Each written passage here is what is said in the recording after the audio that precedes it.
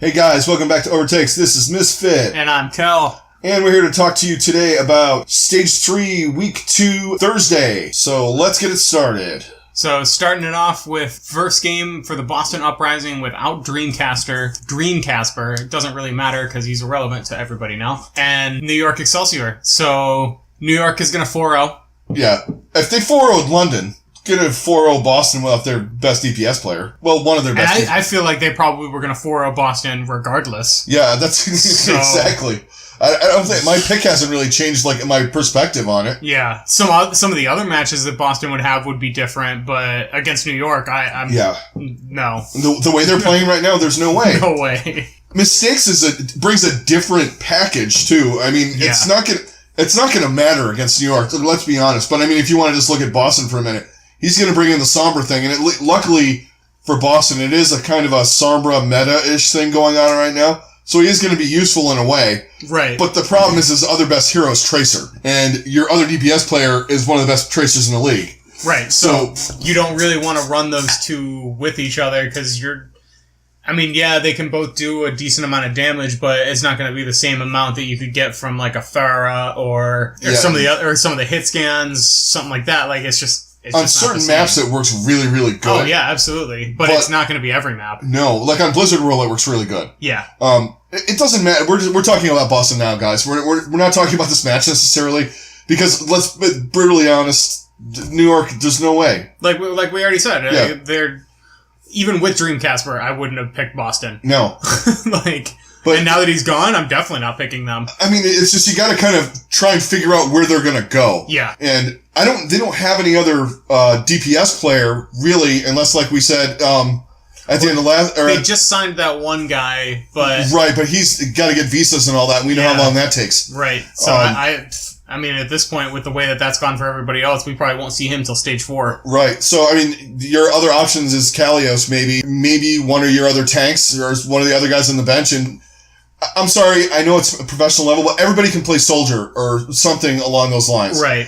If you're a professional, you should be able to play one DPS. There's got to be one DPS that some of these guys can play. Yeah. I mean, you're not going to get the flexibility that you could get from like an all DPS player, but there's got to be somebody that you can just at least feel somewhat comfortable being like, okay, this guy's got a pretty decent Genji, we're going to put him in. Yeah. Or this guy's got a pretty decent soldier, we're just going to roll with that for now until we can get this sorted out. Yeah, because even when all that weirdness happened with Shanghai, with Dia and, they're only two, with Dia and Undead, they're only two DPS players. Yeah. And that one guy came in, Addo, and MG played, he played Roadhog, and he played a couple other things.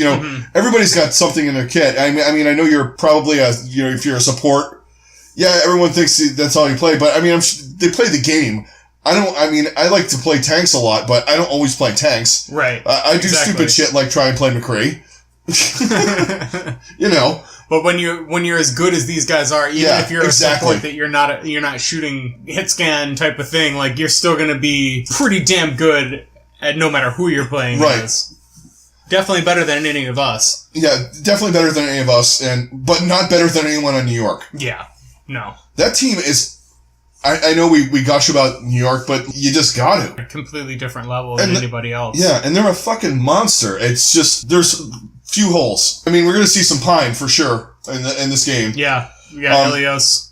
You got Ilios in Junkertown. He'll bust out the Widow, I'm sure. Mm-hmm. And plus, I'm sure they know what's going on with Boston, so they're probably going to focus on their other match of the week with it. They're going to 4-0. Well, they got Houston later on in the week. That's a tougher match, but they'll still do damage in that. Oh, for sure. Yeah, so I guess the consensus on this is New York. Yeah. So let's move on to the second match of the night. We got London versus Florida. It continues, doesn't it? Just the pain. Just going through the gauntlet. Backwards in a cornfield. That's what this is. That's old hillbilly saying, guys, if you never heard that. Running backwards in a cornfield. Figure it out. Yeah, you guys really drew a shit stick to start this season. Or to start this stage, but I mean, what can you do? I know, and now London's desperate for a win. Oh, so good lord! You guys might not win a map. Yeah, it's gonna be tough. If you do, it's gonna be because Logix and Sayaplaya carried you to a win. Yeah, someone tied up Birdring in the back. Right. And it's essentially the only good thing going is London's not good on control maps, so maybe we can take one of those. I'll settle for a couple of points in this. They're so desperate for it. They're 0-2. I mean, I never thought I'd say that. And they looked terrible last week. Yeah, they did not look good. So this is going to be a game where you can absolutely bet that they're not going to be messing around. They know that they need to win. And they need maps too. Desperately need maps. Because right now, New York is like, I think, 20 maps ahead of them, not counting wins and losses. Yeah, and that's for the overall. For the overall, which we're going to start talking about a little bit more now. Yeah. Yeah, they're 24 maps ahead of London. Yeah, and it's just ridiculous. And they also have a 5-game lead on them. So put that into perspective. London's not looking like they're going to fall out of 2 overall right now, but they definitely got to scramble to get to the end of the stage. Oh yeah. They got to go on a win streak. I mean, yeah, it's still really early in the stage, but when you've got 2 teams that are +8 in New York and LA, I mean, Boston, who knows what's going to happen with them right now. Yeah. Then you've got LA, who's got a +2, and then London is at 10. Yeah. In the stage. And they're -5. They are right now 13 maps off New York and the Valiant, which they could make up. Honestly. Oh, they absolutely could. But it doesn't mean that those teams that are up at the top But that's just more fuel for them to know that they need to 4-0 this game to get back up to a positive. And almost every game at this point. Yeah. No matter who they're playing for the week. Yeah, every map they need to win. Yeah, this is more than every map matters. Yeah. This is, for them, every map, every point, and they're probably pissed, too. Yeah. Which is scary. Because they got Philly later on in the week, which they have to beat to start moving back up. Right. And to keep Philly off of their back in the overall, because those teams are catching up. Philly's got a tough schedule this week. Yeah, I mean, so we could see, we're definitely going to see some interesting jockeying in the next couple days. This week especially. Is EQO's back this week, isn't he? Yeah, he'll be back on Saturday. Yeah. So that could change some things. But yeah, with Philly getting him back, that's going to be...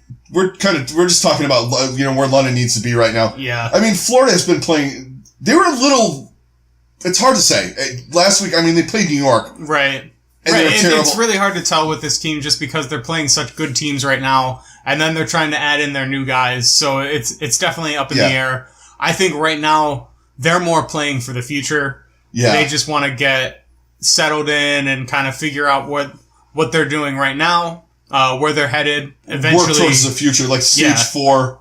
Stage 4, maybe. And next season. And then next season, yeah. Because we don't know, the contract lengths on these teams and the players, I believe they're only 1 year. Yeah, as far as I know. So, and then there's probably going to be some expansion going into next season. So... Some of these guys might not even be playing together. Yeah, some of these guys might decide to retire. I mean, you'll probably get some guys retiring. You'll probably get some guys going to other teams because of the expansion. Yeah, and all of that. So it's definitely gonna be a big shakeup. But at the same point, I think they want to at least build up a culture. Yeah. In Florida for sure. And I think they started get that figured out. I think they started at the end of the last stage. Yeah. They started getting better. Say a player is going to be a really good addition. It's just, he's got to get integrated in. I mean, he's got a sick Widowmaker. His Tracer, right now, I haven't seen much of it enough to say, he's better than Logix. Because Logix has been playing on a really high level. Even in the losses, he's been playing really well. In this match, it's done. Yeah. Unfortunately, and I hate saying it for my team, but London, of all the teams that have to play on your third match, is a team that should be in second place or first place and is 0-2 and needs to 4-0 you. Yeah. That's just a bad spot. Yeah. That's just a really terrible draw for them. Yeah. But yeah, let's move on to the last match of the day. Definitely the match of the night. Oh, for sure. We got the Philadelphia Fusion versus the Houston Outlaws. Pretty huge match in general, just with the way that Houston has improved in this, and they just want to stay relevant. But then after their weirdness, they looked really good in one game, and then they looked terrible against Boston. Choked. And, just really weird. Yeah. And I think they want to bounce back, but that's gonna be a really tall task against this team. Yeah. Philadelphia's they're playing like the third best team in the league. Absolutely. Right now. Maybe second with the way London's been kind of weird. But I think London will get back on track. But yeah, Philadelphia is just, they're good. They're like the Animal House, too. That's Right. what, they're like, if we had marching bands in Rocky, what are we going to have next? Right. I mean, yeah, Philly's going to be looking out to just completely demolish Houston the way that Boston did. This is an odd map thing for Houston, too. Yeah. It's not, of course, last week you said, oh, wow, they got optimal maps for them, blah, blah, blah, against Boston. They should win. Yeah, we got fucking slammed by them. Right. Well, obviously, the number one thing, what's the number one thing we talk about, guys, every week about Houston? What's the biggest problem they're going to have today in this match? Carpe player. and Snillo. Yep. Yeah, you have to go against two of the best in the league. Like, oof, good luck. The only thing is Linkser has the potential to kind of neutralize Carpe a little bit on the Widowmaker when they're playing Widow. But with the way that Carpe's been playing, man, you don't know. But at the same time, if Linkser can do what Sayaplaya did to Carpe, then they'll be just fine. Just shoot him. Someone must have told him that, but right. But the thing is you got maps too where Philadelphia is just so much more dominant because not only do they have the Tracer, they have the Pharah. Right. And they have Shadowburn. And you got Ilios. And you have that middle point on Nimbani. Mm-hmm. And those are on those two maps, having the better Pharah pretty much nails it most of the time. Absolutely. And there's not too many Jake-friendly maps in this one. No, there's really not. Actually, Junkertown. Yeah, really. That's really about it. But he's not great. Is it going to matter by that point? That's the real question. Yeah. And so you're gonna have to, you're gonna run Jake on. Well, they'll run Jake or Linkser on Soldier on Nimbani, which most likely Linkser. I would think. And he could Jake ride on attack. Yeah. That's not a bad plan with that. But you want a little bit more mobility on that to start. Right. That's the only thing. Maybe they'll run him. His Pharah is okay. Yeah. One of those guys will probably do a Pharah on that. Yeah, I could see that. Maybe you run Linkser on Pharah, and then Jake on Soldier. Yeah. Type of thing. Someone's got to take care of, but the thing is, you got to take care of EQO or Shadowburn. Right. And are those guys good enough at one-on-one Pharah? Well, there won't be any EQO in this one. Oh, I mean, you'll have to take care of Shadowburn, which is 1A in Pharah play for that team. Right. Exactly. It's still, either way, it's trying to take out a great Pharah player. Right. Yeah, because that definitely, Shadowburn's best character is definitely his Pharah. And he's a pretty good Genji, but his Pharah is like unreal. And the thing is Houston really doesn't have a great Genji either, in my mind. No, they really don't. Linkser's decent, but it's not at the level of an EQO or a Shadowburn or some of the Libero, some of these other guys that are just gods on Genji. Or even if you get, he's even on Tavek, who doesn't play him as much as he used to, who's okay, like above average. Yeah. They don't have anyone really on that level even. No. They have it's like all their DPS are hit scan. Either hit scan or super Junkrat. projectile. Yeah, Junkrat. Yeah, and I mean Linkser, the only other odd character he plays is Hanzo, and there's really nowhere where you're going to run a Hanzo on here either. Except Junkertown. And that's about it. And even that is only the first point if you're attacking. Yeah, the only thing right now that I think that Houston might have the edge on them in is the tank play. Yeah. And slightly. Right. The way Poco and Fraggy have been playing really good. Poco and Fraggy have really stepped up their game. Fraggy has gotten really to the point where he's just being what they needed him to be. Yeah. He's not diving in and getting himself killed like he used to. Yeah, he's not suicidal Fraggy anymore. Right. He's upped his game, and I know they were trying the hot butt thing in stage 2, and that didn't work, because him and Poco just seem to have a thing. They just have a way better synergy with each other. Yeah. It's much like Houston with Muma and Cool Matt. Yep. They work really well together. Right. Like at times they might not be the best individually skilled, but when you put them together, they're just a two-headed monster. Yeah. And that's not anything against them. Like I think they could thrive either way. Yeah. But like when they're together, like it just they each up each other's game. Yeah, and then that's what's going on with Fraggy and Poco right now too. Right. And the supports, I got to go with Philly in this one. Oh yeah. They've been playing on another level too. Yeah, I mean, I feel like Philly just kind of, the only thing is maybe tanks is about even, and I could possibly give a slight advantage to Houston just because I like Cool Matt and Muma a lot. Yeah, slight advantage, but everything else is kind of is on the side of Philly. Yeah, because I'm not gonna take Linkser and Jake over Shadowburn, Carpe and Snillo. Yeah, I'm not gonna take Raucus and Bink. And Boink. Yeah. Boink and Bonnie. Boink, yeah. I'm not going to take those two over Boombox and Neptuno. And Neptuno, no way. So obviously, I think you guys see where we're slanting this one in our picks. I got to go with Philly. Same. I do think that this will probably be like a 3-1 where Junkertown's going to matter. Yeah, and then if it does get to that point and they make it 5, then Houston still has a chance. But I still think Philly wins. Because if they can make it to Junkertown mattering, I think Houston will take them to overtime. Can push it to overtime for sure. Yeah, it's kind of like when last week when we were talking about the Spitfire, when they lost that Nepal map, you knew what was coming up. Oh yeah, they had to win Nepal. In my mind, they had to win Nepal and 66 because the looming bad map for them was Oasis. Houston, if they can pick a map up in the first 3, they really are good on Junkertown. Yeah, and they're good on Oasis, so they're okay. It's just the maps in the middle are the ones they're going to have a problem with the Farah. Yeah, with Numbani and Oasis. And Oasis. Ilios. Or Ilios, yeah. But you do have Linkser, who has a really good McCree. Yeah. That could help out. That's definitely... on Ilios, that's if you're playing, That's usually where they're going to run Farah. You can run McCree on Well, and you can run him on... Ruins? No, not Ruins. Or not Ruins. Ruins, the other one. Lighthouse. Yeah, Ruins, it's going to be Linkser and Carpe widowing each other. Yeah. Well, you see that Jake will run Junkrat on that. Yeah, we'll definitely see Jake Rat on that one for sure. I just trying to figure out where he's going to run Junkrat and how they're going to work their DPS. Right. Because they run and it's, it's not a bad thing that they run non-standard tactics. Sure. Yeah, and I love seeing that. But sometimes it's just not all that effective. Because sometimes I don't want to see Tracer and Genji every damn map. Right, Tracer and Genji, or Tracer and Widow, or whatever. Yeah, or now it's Tracer and Sombra. Yeah. The Sombra play, and this is going to be interesting, because they really don't have the Sombra-ish maps on here. Well, maybe Numbani and Volskaya, I guess. If you watch Dante play Sombra, and then you watch other teams, you're like, yeah, they're alright. Just because, Dante is he's a whole nother level. He's the Sabiobi of Sombra. Of Sombra. Sombriobi. That's my new, that's it. Now I gotta go get another account. Sombriobi. I can't even pronounce it. Anyway, I'm trying to make something funny and it's not coming out of my mouth right, and I've only had but there's something there. Yeah, there's something there. We're gonna run with this at some point. Much like Bunchkin, which I'm very disappointed.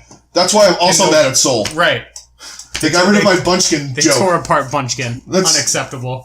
Yeah, and we haven't really been able to come up with anything else in there. No, but Carnillo? Carnillo. That doesn't work. Carpillo? Snarpe? Shadow?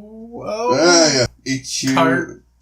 Yeah. I don't think we can't do anything on this one. No. I'll find one. Yeah, we'll figure one out. We'll find a ship name. We will find some of these. Yes. But we're gonna that's gonna be it for our Thursday preview, guys. Yeah. Don't forget to hit us up on the what's the High Noon Pick'em. Yeah, the High Noon Pick'em. Don't forget to hit us up there. Make your picks, and then hopefully we can do some kind of prize. And if not, if we get to 200 subscribers, that's going to be our main thing that we're looking for right now. We're pushing to get to 200 subscribers by the end of this stage. So in stage 4, we can run a contest, and we can get you guys something really cool. Yeah. We're not 100% sure. We're going to get you a lock of Kai Kai's pink hair with a Pachamari.